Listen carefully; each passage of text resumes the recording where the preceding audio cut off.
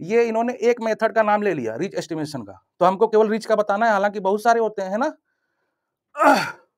हमको क्या क्या बताना, प्रॉब्लम बताना, डिटेक्शन बताना और मल्टीकोलिनियरिटी बताना, ठीक है। हमें क्या बताना, पहले मल्टीकोलिनियरिटी क्या होता है वो बताना है। देखो क्वेश्चन जितना अच्छा समझोगे उतना आराम से चलो, एकदम कोई जल्दबाजी वाला काम नहीं करना है, ठीक है। इत्मीनान से बिल्कुल तैयारी, देखो कंसेप्ट जल्दबाजी में कुछ नहीं, जल्दबाजी में कंसेप्ट तैयार होता ही नहीं है, समझ रहे हो। जिसके दिमाग में जल्दीपन होगा, ये मैं आपको पहले ही बता दूं, उसका नहीं निकलेगा। जो बिल्कुल इत्मीनान से चलेगा, शांत दिमाग से, कूल माइंड से, उसी का फाइनल सिलेक्शन होगा। जैसे जो जल्दबाजी वाला रहेगा उसका रिटर्न में भी हो जाएगा, लेकिन इंटरव्यू में उसको निकाल देंगे। वहां जो इंटरव्यू में जो लेते हैं ना, सब साइकोलॉजिस्ट ही रहते हैं, ठीक है। प्रोफेसर तो रहते हैं, साइकोलॉजी भी पढ़े रहते हैं वो लोग, बड़ी नॉलेज होती है ह्यूमन के बारे में उनको। तो आप लोग सोच रहे हो रिटर्न निकाल के इंटरव्यू में क्वालिफाई हो जाओगे? बहुत सारी क्वालिटीज आपको डेवलप करना पड़ेगा अपने अंदर। उसमें से एक क्वालिटी है पेशेंस, और पेशेंस सबसे बड़ी क्वालिटी है फॉर क्रैकिंग यूपीएससी, ठीक। मल्टीकोलिनियरिटी क्या होता है बेटा, देखो अब ये रिग्रेशन मॉडल है, ठीक। यहाँ पे जो हमारा एक्स है, इसको हम लोग क्या बोलते हैं, डिजाइन मैट्रिक्स बोलते हैं, ठीक है। इसको बोलते हैं डिजाइन मैट्रिक्स, है ना। अब जैसे इसमें आप लोगों को पता है ना, आज मैंने आप लोगों को एक वो पीडीएफ भेजा था, डिजाइन मैट्रिक्स या जो रैंडम मैट्रिक्स है कैसे लिखा जाता है, मैंने भेजा था। उसको आप लोग थोड़ा सा रिकॉल कीजिए दिमाग में। तो उसमें क्या होता है आपके, इसका देखो, इसका जो ऑर्डर होता है बेटा, इसका जो ऑर्डर होता है ये होता है n इंटू एन, ठीक है। इसका जो ऑर्डर होता है वो क्या होता है, इसका जो ऑर्डर होता है ये क्या होता है, n इंटू पी। इसका क्या ऑर्डर होता है, p इंटू वन, ठीक है। इसका क्या ऑर्डर होता है, n इंटू वन, ठीक ना। इसका मतलब ये हुआ, ये जो हमारा डिजाइन मैट्रिक्स है, अगर इसको हम वेक्टर के फॉर्म में लिखना चाहें बेटा, तो कैसे लिख सकते हैं इसको, x dash x1 x2 dot dot dot xp, है ना। बताओ क्लियर है, ये यहां तक क्लियर है, समझ रहे हो, ठीक। अब देखो यहाँ पे मान लो आपके कितने रैंडम ये हम मैट्रिक्स वाले से चल रहे हैं, ठीक है, इससे समझ में आ जाएगा। तो x1 x2 p आपके क्या है, रैंडम वेक्टर्स हैं, है ना।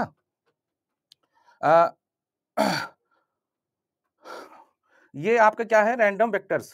x हमारा क्या है, रैंडम वेक्टर्स, और ये x1 x2 उसके अंदर का वेरिएबल है ना, x1 x2 xp ये वेरिएबल है, ये अपना क्या है, रैंडम, मतलब हमने इसको रैंडम वेक्टर बना दिया। और डिजाइन मैट्रिक्स क्या होता है, रैंडम वेक्टर्स के सैंपल वैल्यूज, हर एक, ये x1 के कितने वैल्यूज होते हैं, n वैल्यूज डिजाइन मैट्रिक्स में, है ना। तो मैंने इसको किस फॉर्म में चेंज कर दिया, रैंडम वेक्टर। अब देखो बेटा, जब ये आपको जो दिख रहा है ना variables x1 x2 dot dot xp, जब ये मान लो अगर इन दोनों में आपस में कोरिलेशन है या रिलेशन है, इनके बीच में अगर रिलेशनशिप है, रिलेशनशिप मतलब समझ लो कि x1, मान लो x1 कोई xi किसी अदर वेरिएबल से जुड़ा हुआ है, रिलेशन में है, जैसे मान लो xj, ठीक है। या फिर आप कुछ और बना सकते हो, या ऐसे बना, मान लो xi, यहाँ पे i is not equal to j, ठीक है। दो वेरिएबल क्या है, रिलेटेड है एक दूसरे से, ठीक। और फिर उसके बाद बेटा इसमें मान लो एक और बना लो कुछ, मान लो अल्फा एक्स जे प्लस बीटा एक्स, यहाँ पे बीटा एक्स के, ठीक है।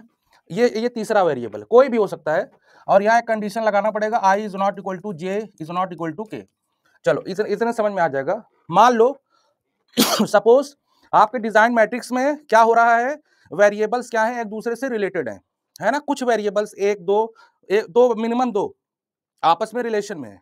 तो जब रिलेशन में होंगे बेटा, तो एक बात बताओ, जो मैट्रिक्स होता है, आप लोगों ने एक फार्मूला, एक वो पढ़ा होगा, रूल पढ़ा होगा मैट्रिक्स में, जब किसी मैट्रिक्स में दो दो रो सेम हो जाते हैं तो उसका डिटर्मिनेंट क्या होता है बेटा, कोई बताओ हमको। जीरो, जीरो हो जाता है, ठीक। ये इतना समझ लिए ना। तो जब मान लो अगर रिलेशन में होंगे, है ना, रिलेशन में होंगे, तो लीनियर रिलेशन में अगर है, मान लो ये इस तरह का लीनियर रिलेशन में है, तो उनका क्या हो जाएगा, रो इक्वल हो जाएगा, दो रो, है ना। तो उससे प्रॉब्लम क्या होगी, इनका इस मॉडल का जब बेटा हम वो निकालते हैं एस्टिमेशन जब निकालते हैं, तो हमको इसका एस्टिमेटर क्या मिलता है, beta cap x dash x inverse x dash y. ठीक है, ये एस्टिमेटर निकलता है बीटा वेक्टर का। क्लियर है, हम सब दो इसमें ओएलएस एस्टिमेशन से ये निकालते हैं, बताओ है ना, निकालते हैं कि नहीं, दिख रहा है ना। हाँ, तो बेटा एक बात बताओ, जब आपका मैट्रिक्स में दो रो इक्वल हो गया तो ये क्या वैल्यू देने लगेगी, बताओ क्या वैल्यू देगी। अरे बहुत बड़ी ना, बहुत बड़ी, इनफाइनाइट, मतलब ये आपका एग्जिस्ट ही नहीं करेगा इनवर्स, समझ रहे हो। डिटर्मिनेंट जो है जब जीरो हो जाएगा तो ये एग्जिस्ट करेगा, नहीं करेगा। और सब अब ऐसे समझो, मान लो दो वेरिएबल के बीच कोरिलेशन है, लेकिन लीनियर, एकदम एग्जैक्ट लीनियर नहीं है, मतलब नियर टू एग्जैक्ट लीनियर है, नियर टू लीनियर। उस केस में क्या होगा बेटा, इसकी वैल्यू क्या आ जाएगी, बहुत बड़ी आएगी, इनफाइनाइट नहीं होगी लेकिन बहुत बड़ी आएगी। कोरिलेट कर पा रहे हो मैं क्या बता रहा हूं, हम सब दो तब समझ में मुझे।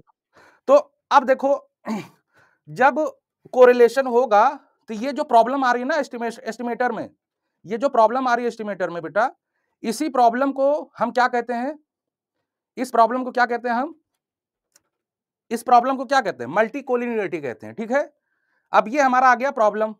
मल्टी कोलिनियरिटी एक कोई कंसेप्ट नहीं है, ये एक प्रॉब्लम है वो रिग्रेशन मॉडल का। ठीक है, रिग्रेशन मॉडल का एक प्रॉब्लम है। ठीक,